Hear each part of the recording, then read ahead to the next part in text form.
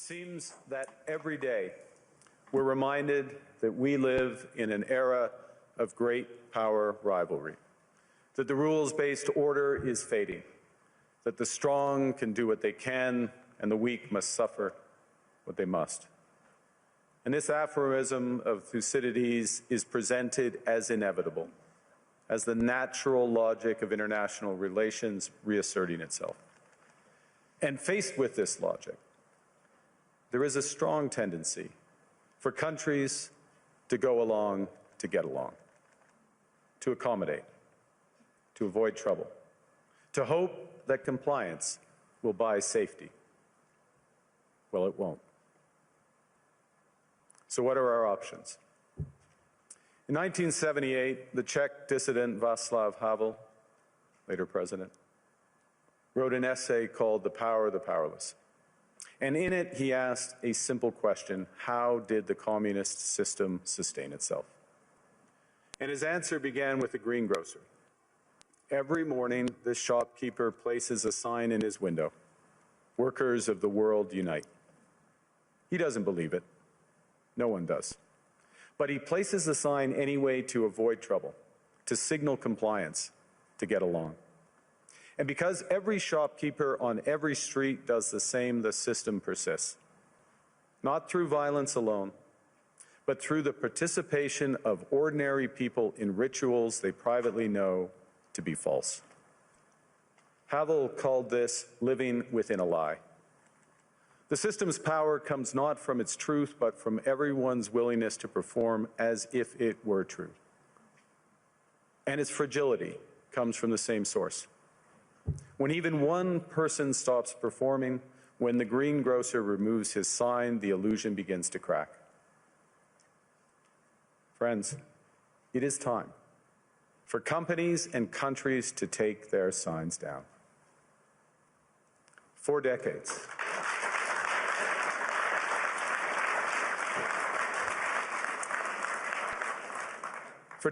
countries like Canada prospered under what we called the rules-based international order. We joined its institutions, we praised its principles, we benefited from its predictability. And because of that, we could pursue values-based foreign policies under its protection. We knew the story of the international rules-based order was partially false, that the strongest would exempt themselves when convenient, that trade rules were enforced asymmetrically. And we knew that international law applied with varying rigor depending on the identity of the accused or the victim.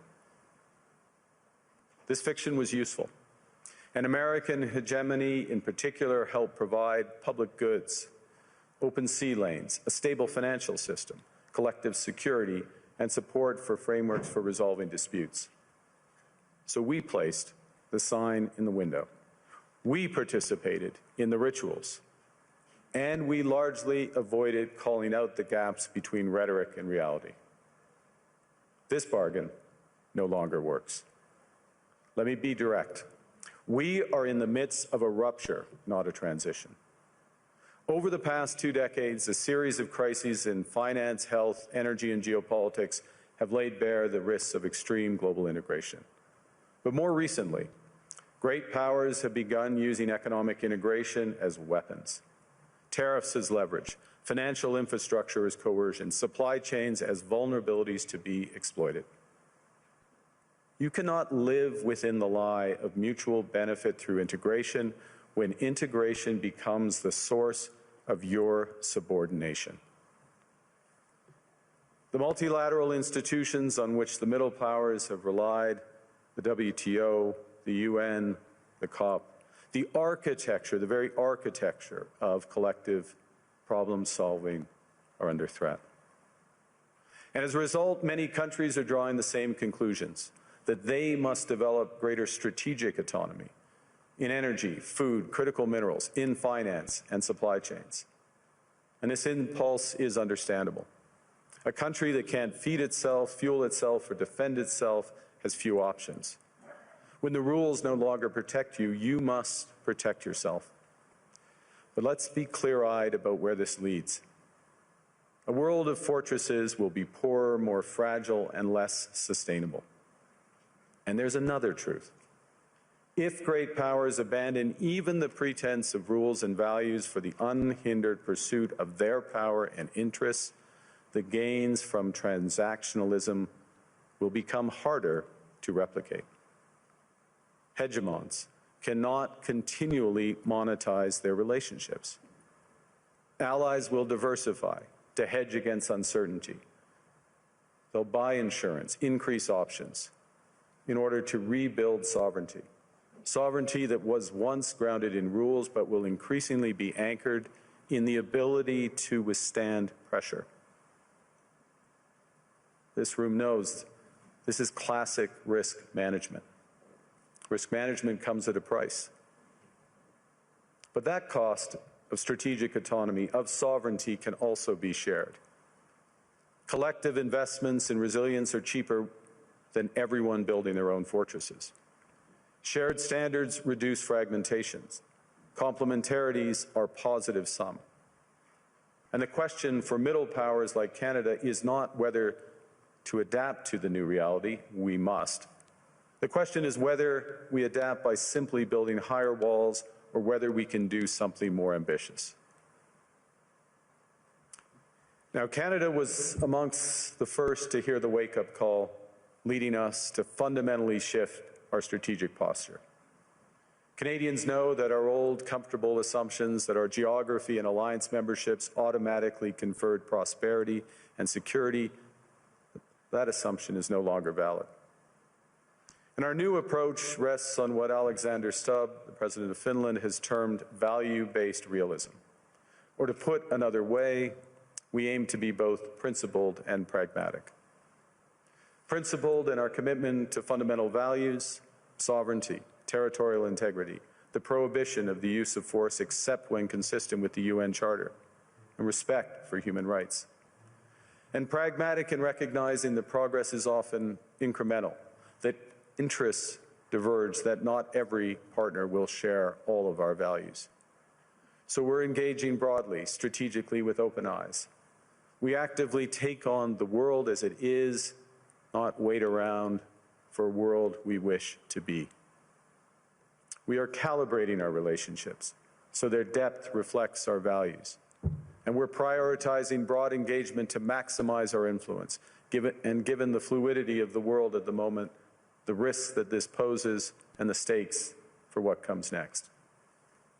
And we are no longer just relying on the strength of our values, but also the value of our strength. We are building that strength at home. Since my government took office, we have cut taxes on incomes, on capital gains, and business investment. We have removed all federal barriers to interprovincial trade. We are fast-tracking $1 trillion of investments in energy, AI, critical minerals, new trade corridors, and beyond. We're doubling our defense spending by the end of this decade, and we're doing so in ways that build our domestic industries. And we are rapidly diversifying abroad. We've agreed a comprehensive strategic partnership with the EU, including joining SAFE, the European Defence Procurement Arrangements. We have signed 12 other trade and security deals on 4 continents in 6 months. The past few days, we've concluded new strategic partnerships with China and Qatar. We're negotiating free trade pacts with India, ASEAN, Thailand, Philippines, and Mercosur. We're doing something else. To help solve global problems, we're pursuing variable geometry. In other words, different coalitions for different issues based on common values and interests. So on Ukraine, we're a core member of the Coalition of the Willing and one of the largest per capita contributors to its defense and security. On Arctic sovereignty, we stand firmly with Greenland and Denmark and fully support their unique right to determine Greenland's future.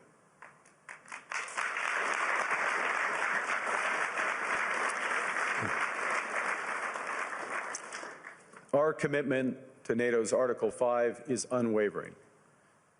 So we're working with our NATO allies, including the Nordic-Baltic Gate, to further secure the alliance's northern and western flanks, including through Canada's unprecedented investments in over-the-horizon radar, in submarines, in aircraft, and boots on the ground, boots on the ice.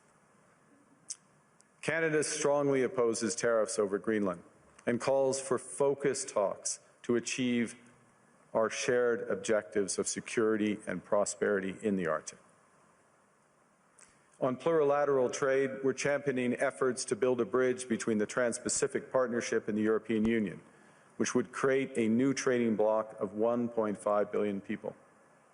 On critical minerals, we're forming buyers' clubs anchored in the G7 so that the world can diversify away from concentrated supply.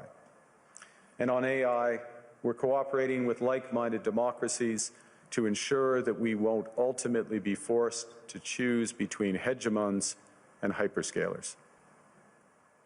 This is not naive multilateralism, nor is it relying on their institutions.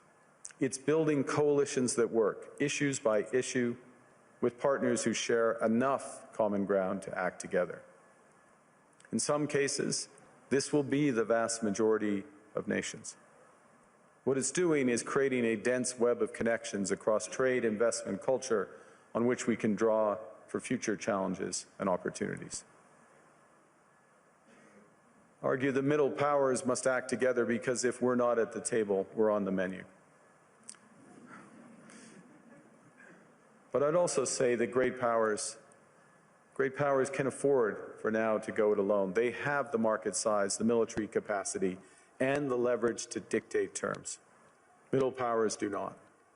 But when we only negotiate bilaterally with a hegemon, we negotiate from weakness. We accept what's offered.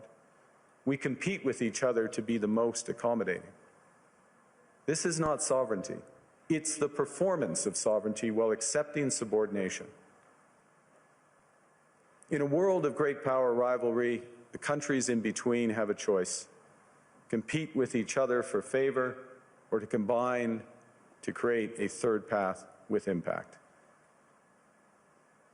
We shouldn't allow the rise of hard power to blind us to the fact that the power of legitimacy, integrity, and rules will remain strong if we choose to wield them together.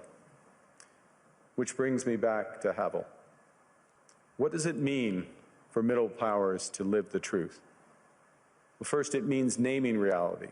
Stop invoking rules-based international order as though it still functions as advertised. Call it what it is: a system of intensifying great power rivalry where the most powerful pursue their interests using economic integration as coercion. It means acting consistently, applying the same standards to allies and rivals. When middle powers criticize economic intimidation from one direction but stay silent when it comes from another, we are keeping the sign in the window.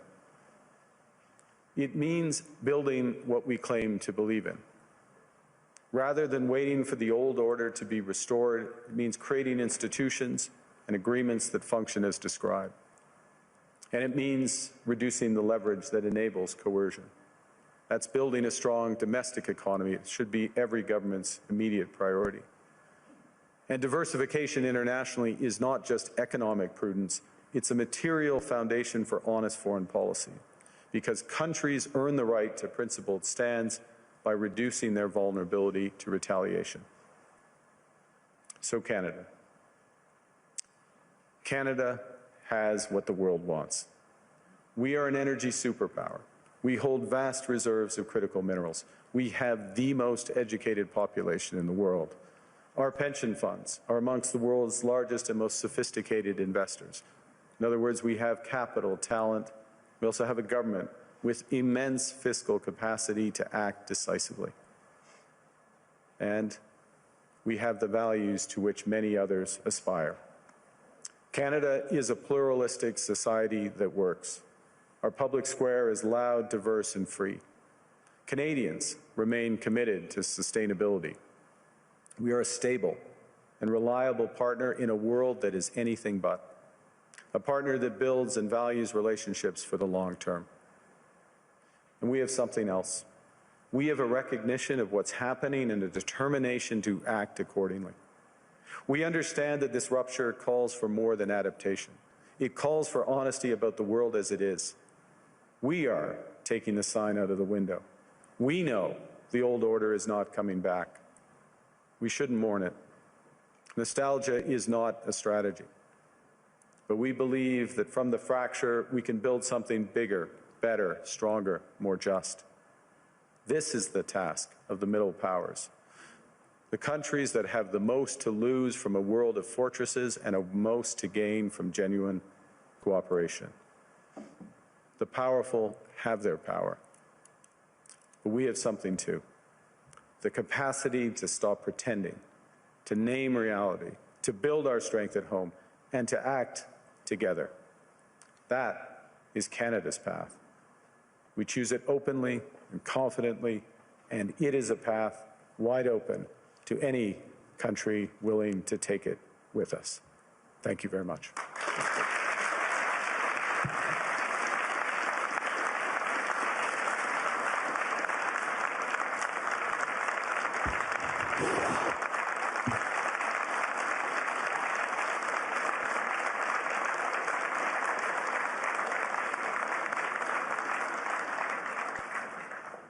Well, thank you, Prime Minister. I don't think I've seen many standing ovations at Davos, so that was